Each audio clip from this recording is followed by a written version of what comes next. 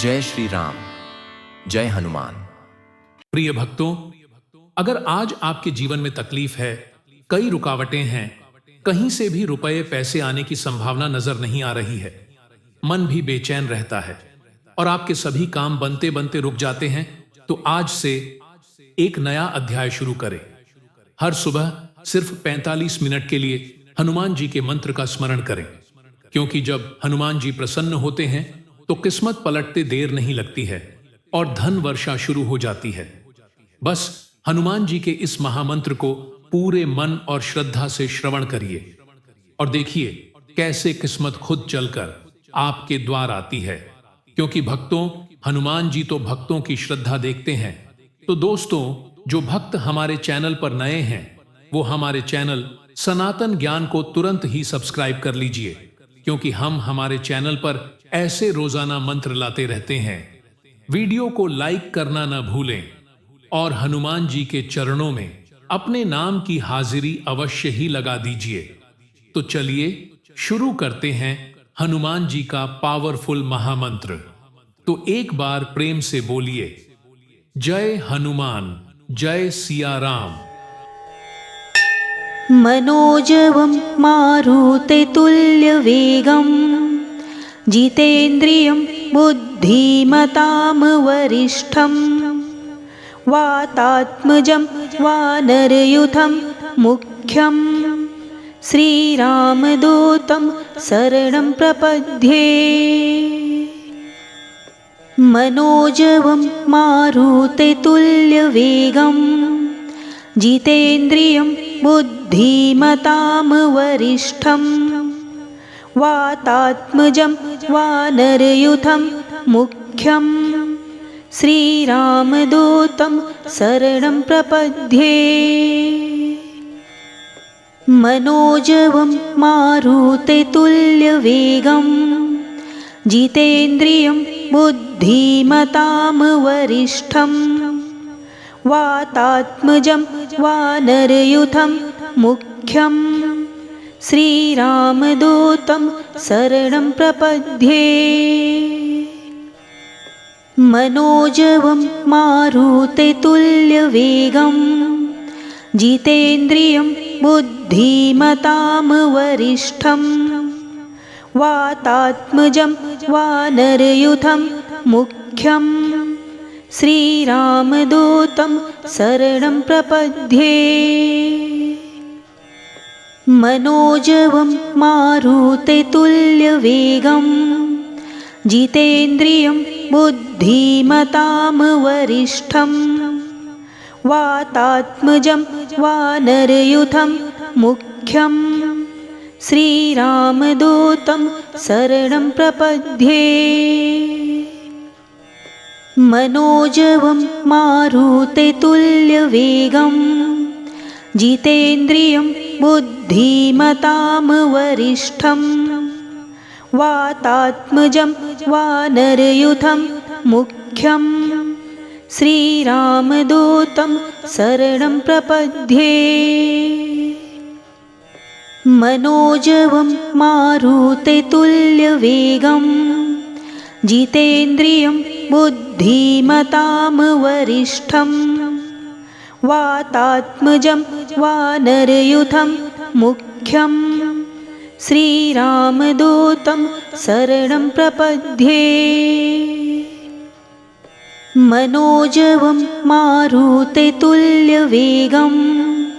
जितेन्द्रियं बुद्धिमतां वरिष्ठं वातात्मजं वानरयूथं मुख्यं श्रीरामदूतं शरणं प्रपद्ये। मनोजवं मारुततुल्यवेगं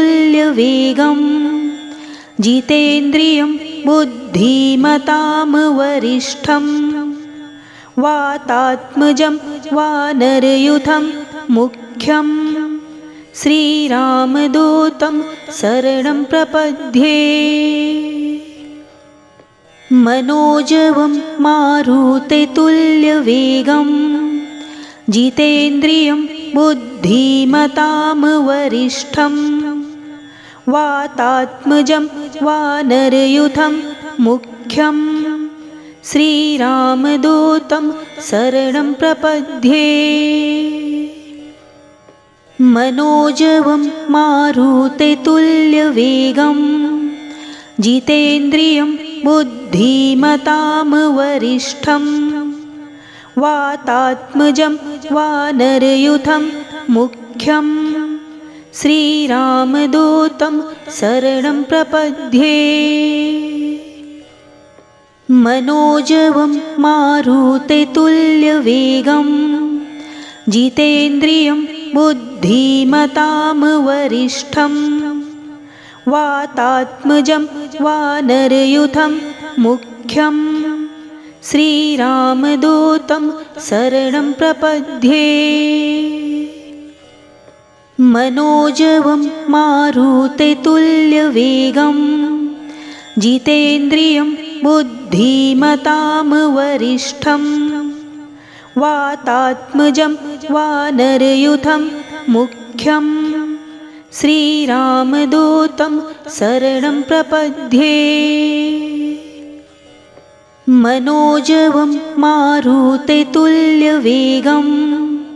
जितेन्द्रियं बुद्धिमतां वरिष्ठं वातात्मजं वानरयूथं मुख्यं श्रीरामदूतं शरणं प्रपद्ये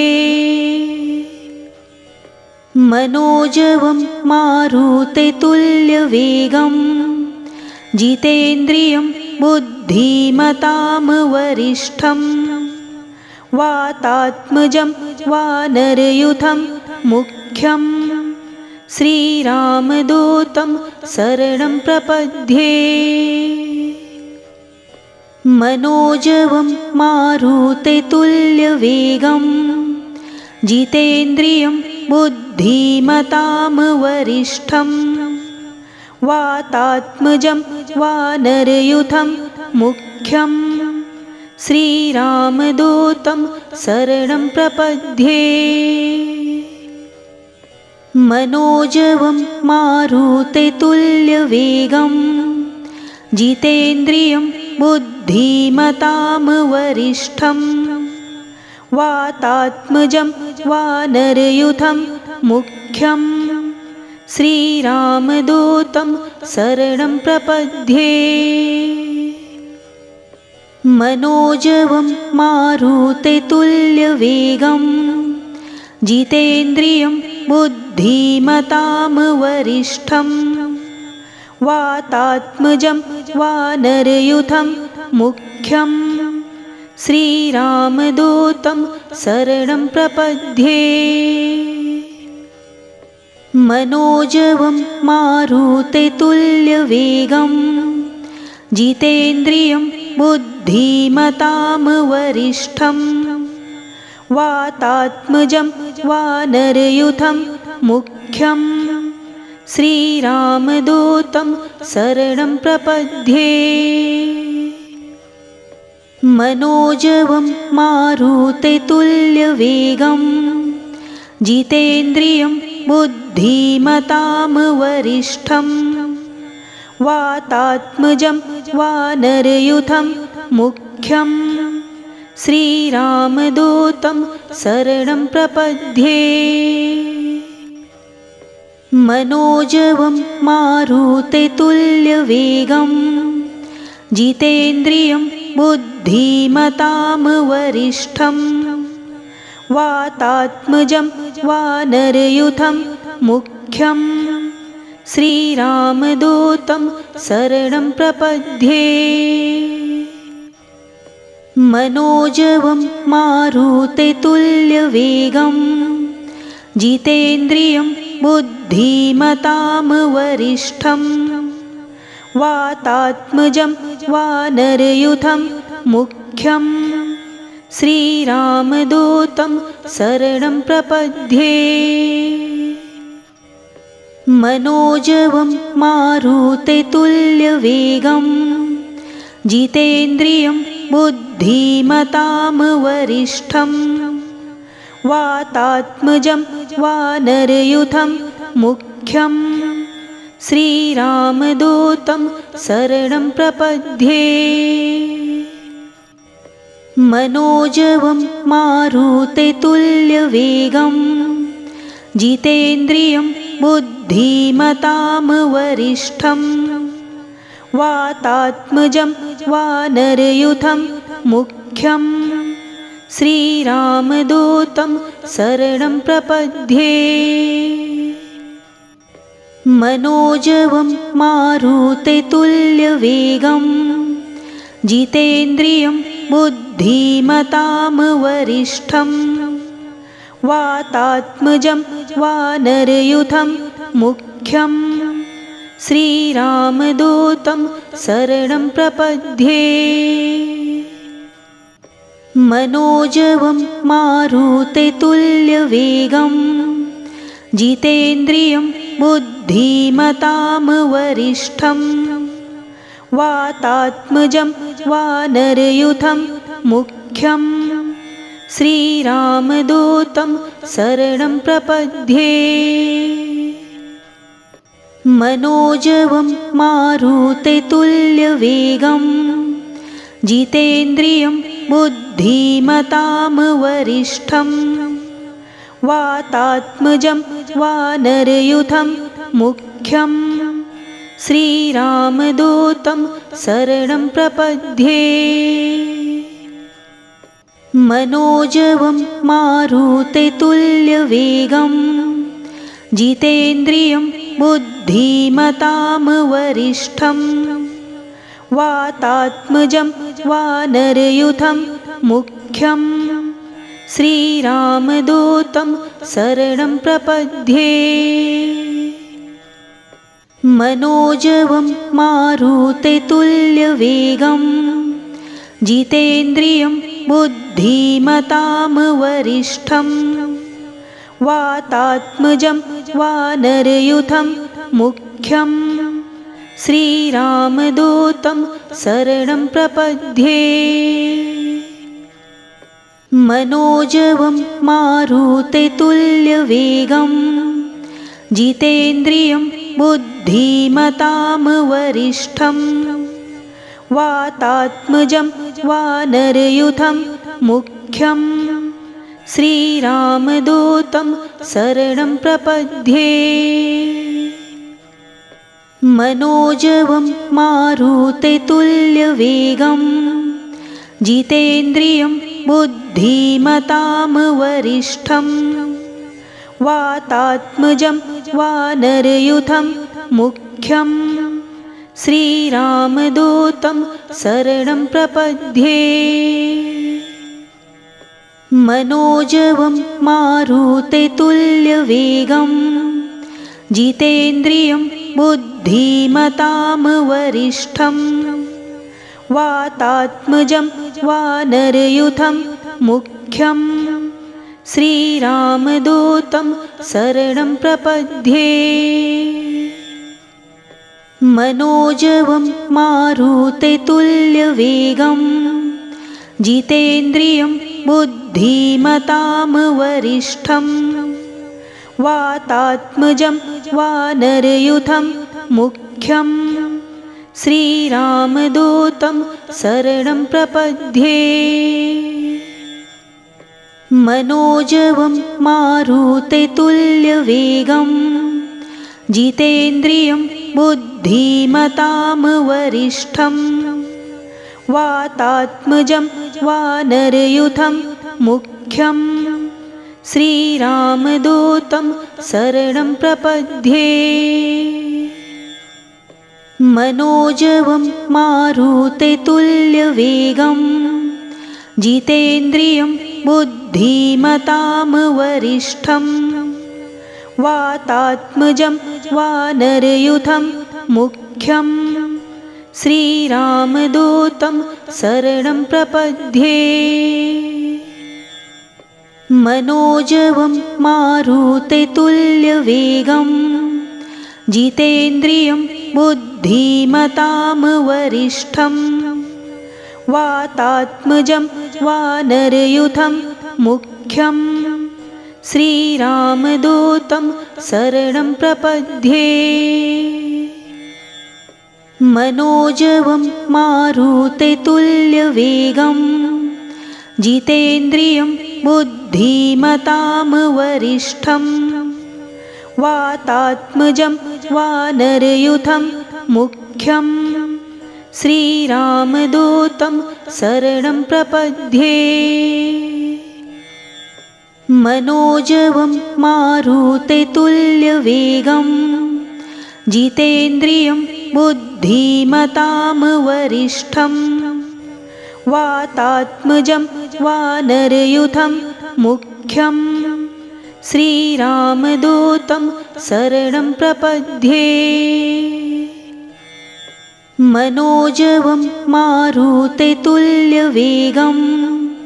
जितेन्द्रियं बुद्धिमतां वरिष्ठं वातात्मजं वानरयूथं मुख्यं श्रीरामदूतं शरणं प्रपद्ये।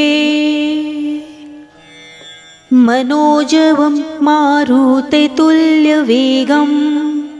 जितेन्द्रियं बुद्धिमतां वरिष्ठं वातात्मजं वानरयूथं मुख्यं श्रीरामदूतं शरणं प्रपद्ये। मनोजवं मारुतेतुल्यवेगं जितेन्द्रियं बुद्धिमतां वरिष्ठं वातात्मजं वानरयूथं मुख्यं श्रीरामदूतं शरणं प्रपद्ये। मनोजवं मारुतेतुल्यवेगं जितेन्द्रियं बुद्धिमतां वरिष्ठं वातात्मजं वानरयूथं मुख्यं श्रीरामदूतं शरणं प्रपद्ये। मनोजवं मारुतेतुल्यवेगं जितेन्द्रियं बुद्धिमतां वरिष्ठं वातात्मजं वानरयूथं मुख्यं श्रीरामदूतं शरणं प्रपद्ये। मनोजवं मारुतेतुल्यवेगं जितेन्द्रियं बुद्धिमतां वरिष्ठं वातात्मजं वानरयूथं मुख्यं श्रीरामदूतं शरणं प्रपद्ये। मनोजवं मारुतेतुल्यवेगं